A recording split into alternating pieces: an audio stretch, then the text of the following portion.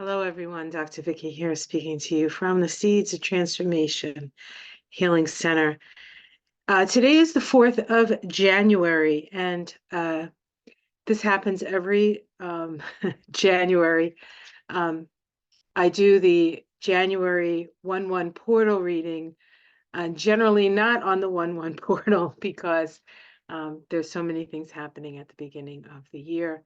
I want to put a special thanks out to Jen Lynn and Becca and Johnny and all your wonderful comments when we did the um, um, charity event for excuse me, World Kitchen. I think I need a little more coffee. It's early. And And I believe the last I heard, we had raised $9,000, something like that. So thank you everyone for that. One of the reasons why the 1/1 portal reading did not get out, and the fact that I had a class that night. So we're getting to it now. So what I normally do is I look at a little astrology and Kabbalah and numerology, but we're going to do the reading first this time, do it a little differently. And the sound that you hear is my bag of runes. So I thought I would start with the rune. And this is a message coming in on the 1/1 portal.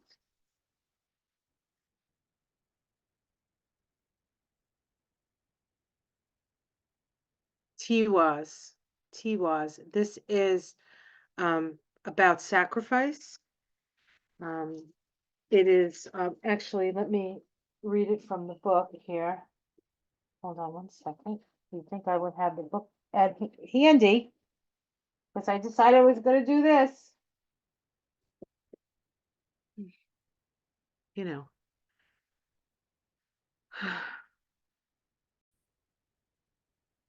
Okay, according to the Book of Runes by Ralph Bloom, and I'll hold up the rune here. This is the rune of the spiritual warrior. Always the battle of the spiritual warrior is with the self, funding a will through action, yet unattached to outcomes, remaining mindful that all you can really do is stay out of your own way and let the will of heaven flow through you. These are among the hallmarks of the spiritual warrior. Embodied in this rune is the energy of discrimination, the sword-like quality that enables you to cut away the old, the dead, the extraneous. And yet, with the warrior rune comes the knowledge that the universe always has the first move. Patience is the virtue of this rune, and it recalls the words of St. Augustine, that little reward of patience is that the reward of patience is patience. Here you are asked to look within, to delve down to the foundations of life itself. Only in doing so can you hope to meet the deepest needs of your nature and tap into your most profound resources. The molding of character is the issue when you draw Tiwaz. So it's very interesting because this is the time of Capricorn, with the sun in Capricorn and Mars moving into Capricorn today. Mars is of course, Mars is the energy of the warrior. And so I guess that's why I had to wait till the 4th. Okay, so Tiwaz, the spiritual warrior, patience, getting to the core of who you are and allowing spirit to move through you. That is the message of the runes for the 1/1 portal as we start the new year. Who says it's the new year? Well, I guess what the Gregorian calendar says it. Not everybody has the same calendar. There's an interesting video by Gemini Brett, who he talks about the different calendars. I honestly don't know how he keeps all the numbers in his head. The man's genius. I have a lot of numbers in my head, but if I don't write it down, they get confused. All right. So I'm using my Modern Spellcaster's deck, one of my new favorites. And we start with the Ten of Wands, the Ten of Wands. So we find ourselves walking our path, but with a lot of things. We feel burdened by all the things that we carry. Okay, so we're feeling burdened. Let's see the challenge. We have the Knight of Swords. This is about moving forward on your beliefs or moving forward um, with sort of righteous intent. The challenge here is, how do you move forward on your ideas and your beliefs when you're so burdened? When you're so burdened. Let's see what's underneath it. The Four of Pentacles. This is asking us at the root of the situation is focusing on your foundations, your financial foundations, your physical foundations. This is a time of, looking at your bank accounts, looking at your, how you, how you live your life, like what is necessary, what is essential in the building of a life, what is extraneous, how do you protect your resources, how do you protect your body. It's not just about money, but it's about resources. It's about resources. In the past, we have the King of Wands here. The King of Wands is somebody who is inspiring, somebody who bases their how they rule, or bases how they have dominion over their life, over their beliefs, over their beliefs. So that is the past. And the interesting thing about the first card that came up is this is a Sagittarius card, which of course is about belief. But how many people have all these beliefs that are getting in the way of the direction that they're going? Okay. In the past, you could sit and you could rule from those beliefs. But a lot of those beliefs have been um, challenged, right? Let's look at the sky. We have the Lover's card, the Lover's card. This is about, so this is what Spirit says to us. This is the message from Spirit as I read it.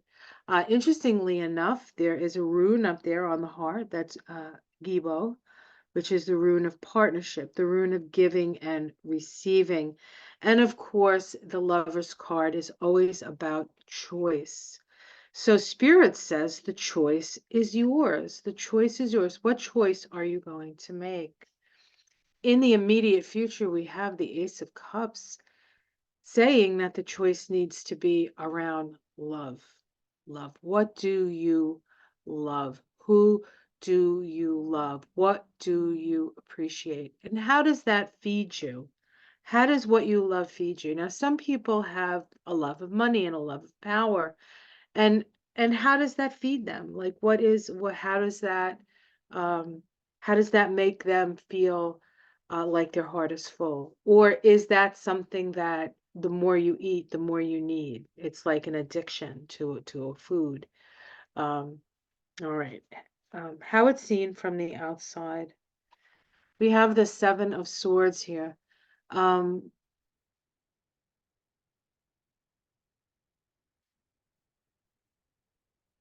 Seven of Swords.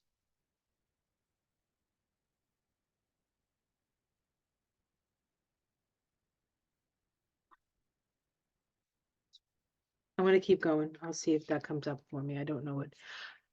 Domestic situation, Seven of Cups, more sevens here, Sevens of Cups. Seven of Cups is about, also about choices, but the choices, um, what is it that you choose? How do you choose to, uh, what do you attach yourself to? What do you commit yourself to? The Seven of Swords, as how it's seen from outside, um, it's about making choices. Seven, it's about having discernment. It's about knowing what is right and what is wrong, what aligns with your true values and what doesn't. Again, there is this continuation of the seven number here, the seven vibration. And of course, 2023 was a 7 year. and 7 is know thyself. And so what I think these cards are saying is that you need to base your choices on what you know about yourself. Hopes and fears, lunacy, or of course, that's a decent fear because it seems like everybody's losing their marbles, right? But this is really about something from the subconscious coming up. We really need to learn to deal with our um, both our needs as people that live in society, right? The domesticated dog over here. It looks like um, a hot dog, a dachshund, right? And then we have the wolf, which is the wild side of us, which is the beastly side, which is our instincts and our drives and our needs and that and having both those things simultaneously can make for a real challenge um, and a real sort of what's the word I'm looking for? Roller coaster ride when it comes to our life. So there's a hope perhaps that we can come to terms with that part of ourselves or those parts of ourselves, or there's a fear that that will come up and we will not have control over it. And the outcome is the King of Swords. The King of Swords wants us to, first of all, have discernment. Okay, have discernment. The sword of truth is here. The truth must be come to. You must come to the truth and you must rule from the truth. So in the past, we ruled from our passions, right? And now we're being asked at this time to rule through our discernment of seeing what is right and wrong, seeing it maybe in black and white terms. Then we have the Ace of Wands, and then we can have a new, like this is Wands, right? And the past is Wands, but it's about like a new creative force, right? Once the decision is made, once things have come down through law and the rule of law, and as you sow, so shall you reap, because that's the rule of law is you are held responsible for your actions, right? We have a new beginning, a new creative beginning. Um, some rest. You need to make sure you're getting your rest through this period and understand what you have control of and what you don't have control over. Okay, that's what these cards are saying. Underneath it all, we have the Eight of Pentacles, more trying to um, protect what you have, working towards that. The Five of Pentacles, these are all pentacles. This is about loss and feeling like you don't have enough and feeling like maybe you don't have a home. And then we have the High Priestess. Things are being revealed. Things are being revealed. And some of that stuff, um,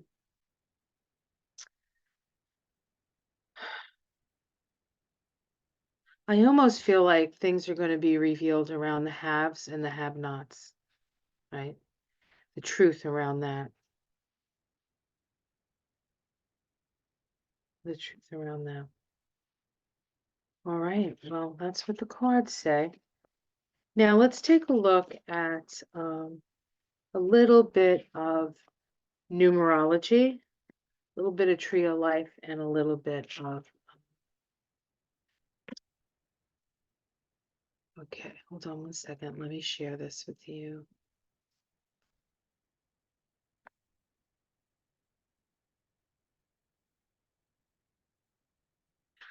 Excuse me. That's all right. Portal readings 2024. Here we go. Um, So, January 1st, 2024, when we add up the vibration of January 2024, January 1st of 2024, we come up with a 10-1 vibration. The 10-1 is the Wheel of Fortune in the tarot. And on the Tree of Life, it is located on the path that connects the Sephiroth Hesed, which is associated with the planet Jupiter. Jupiter is in Taurus right now. And the Sephiroth Netzach, which is the Sephiroth of Venus. And as we start the year 1/1, we have Venus in Sagittarius. Taurus and Sagittarius are signs that are in conjunct to each other. Taurus is a fixed earth sign. Sagittarius is a mutable fire sign. They really don't have much in common, right? They don't have their modality in common, and they do not have, in fact, fire is the shadow of earth, and earth is the shadow of fire. And so when you don't utilize your earth well, you suffer through fire, and when you don't use your fire well or balance your fire out, you suffer through the earth, you suffer through your body. If you're too invested in the physical earth, you what pays, or what is a shadow of that is your spirituality. And so this is in its way, all by itself, a need for adjustment. Now the path is the 10-1 path. It is the the Wheel of Fortune. So we're looking at a change of fortune. So we will see at this time through this portal a change of fortune. So where is your fortune? Or if you look out into the world, you can look at many people who have been quite fortunate. This is a time of perhaps reversal for that. It is located on the Tree of Life in the pillar of the past. When you look at the Tree of Life, we have the middle pillar, which is the pillar of the present moment. We have the pillar of severity, which is the pillar of the future. This is the feminine side of the tree. And then we have the pillar of the past, the masculine side of the tree.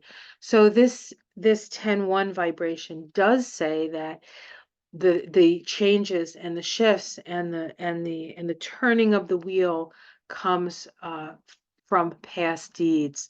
So if you have invested and put your energy into higher vibrational ways of being, compassion, and those things, the unity, the energy of unity, that will come back to you. If you have been into the energy of separation, that comes back to you as well. So, as you sow, so shall you reap. And in fact, 2024 is an 8 vibration, which is located on this path. And if you want more information about 2024 and the Tree of Life in 2024 and the astrology of 2024, I do have some videos out. You can check those out on my channel. I have taroscopes for, is it taroscopes? No, I have astrology for all 12 signs, general astrology, so you can check that out. All right, so let's take a look at the chart of January 1st. So I erected this chart for January 1st at 1:01 a.m. We could have done it at 1:01 p.m. But it's interesting, 1:01 a.m.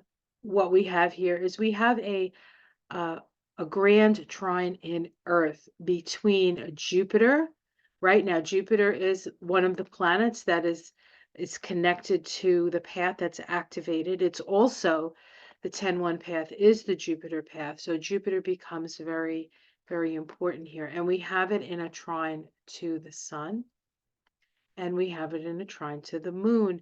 The relationship between the sun and the moon is a Sagittarius one. This is a 240-degree trine of understanding. So it's interesting that we have this Taurus energy and the Sagittarius energy in this. So what does a grand Earth trine require of us? Well, it requires of us to be practical, to build foundations. And there's a flow for that. So right now, as we start this year, there is a flow for abundance, but it needs to be planned. It needs to be thought out. It needs to be, uh, it needs to be there in order to build something that will sustain. That will sustain. The Capricorn energy is all about sustaining.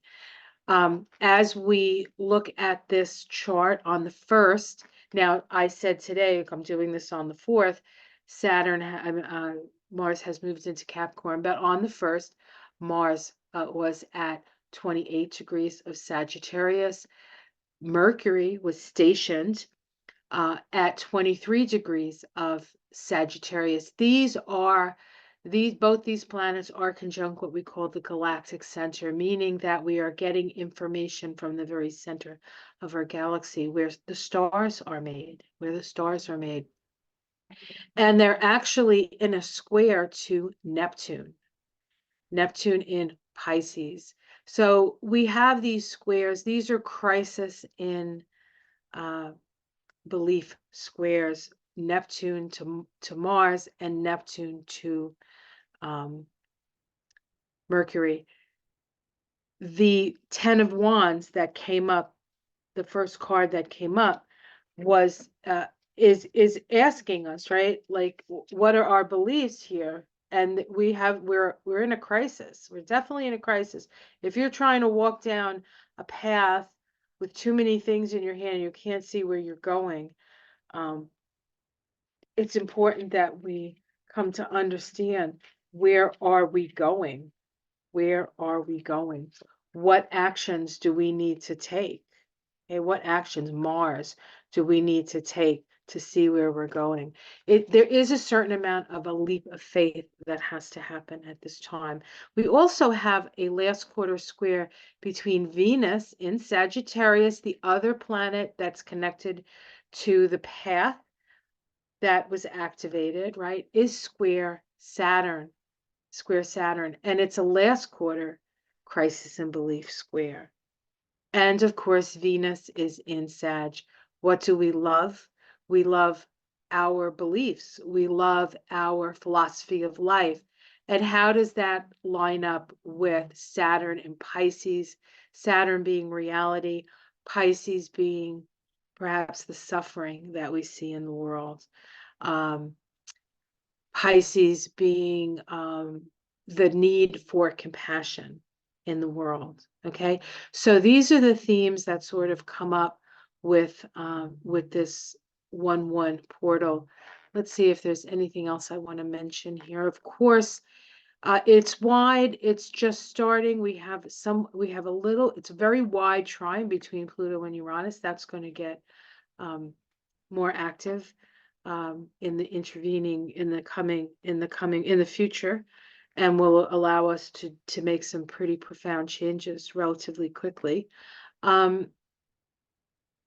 Let's see, what else do we have here that I might want to mention? The nodes, of course, the North Node in Aries, the South Node in Libra. As we sit here on the 1st, we do not have, well, Pluto is still loosely square the nodes, and the resolution node is still the South Node in Libra. So we're still renegotiating our contracts with people and perhaps with ourselves. And we also have a Saturn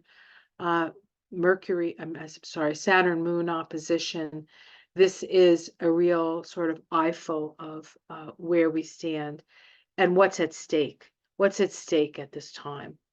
All right, so that's what I see in the chart. We can get out of here. That's not what I want to do. Okay, that's what I'm going to do. All right.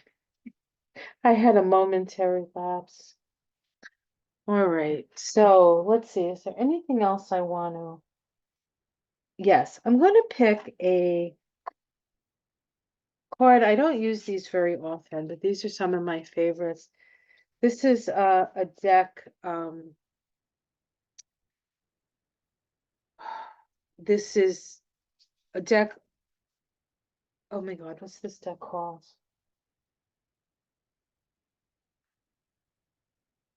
It's crystals. It's crystal deck. I'll remember. It just slipped my mind.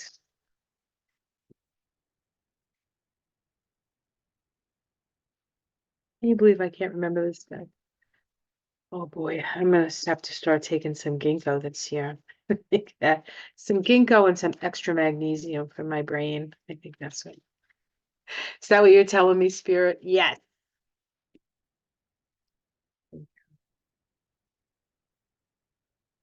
The Crystal Ally cards. Thank you very much. By Neisha Ashian. She's changed her name since.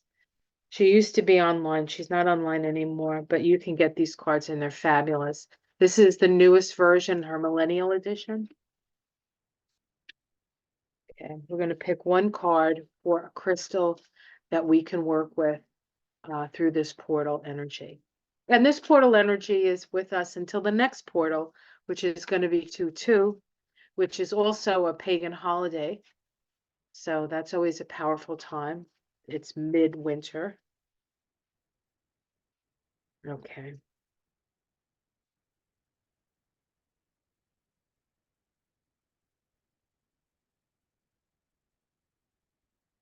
All right. Sunstone, leadership.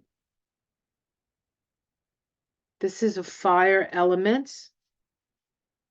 And let me get the book and I'll read it to you.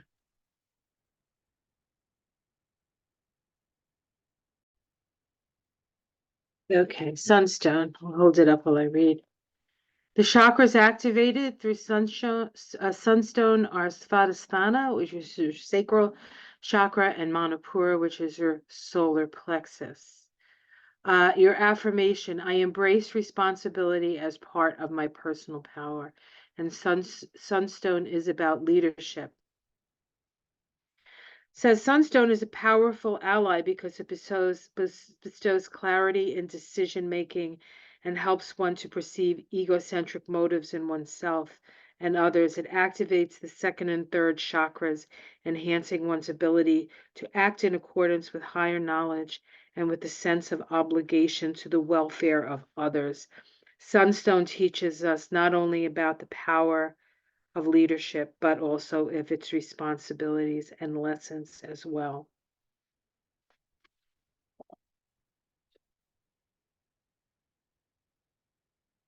When Sunstone enters your card, you are being asked to assume the position of leadership in your present situation. Whether it is because someone has recognized your skills and has asked you to use them to assist the group, or simply that everyone else is abdicating responsibility and you're the only one who's willing to step up. You're being called upon to take responsibility to bring this endeavor to a successful outcome. You may feel like hiding under a rock right now, hoping that someone else will take on the task, but you're the one who is being called forward by the divine, so it is up to you to do your best to take it on. A new model of leadership is in this drawing age of light is one in which you place your skills, abilities, and experience in service to the group. It is not about glamour or control. It is not about ego, superiority, or dictatorial management. Those were the tools of the old age. Now you must recognize both your weaknesses and your strengths, admit them, and step up anyway, because you are needed. You have the tools that you need to successfully manage the current energies, but you will need to willingly commit to being seen and taking responsibility for the outcome. So, very Capricorn. All right, guys, Sunstone it is. Have yourself it's a beautiful stone, by the way. Have yourself a wonderful day. Like and subscribe if you would. I am having I'm starting a beginner's astrology class and and an introduction to the Kabbalah this February. If you're interested, please email me. I'll leave my email below. And I just need to get a count on how many people are interested. All right, I will see you again on 2/2, hopefully on 2/2 and not like a couple of days later, but I'll do my best. Much love, everyone. Again, thank you so much for all your support, and I look forward to a very active and a very successful 2024. Take care. Namaste.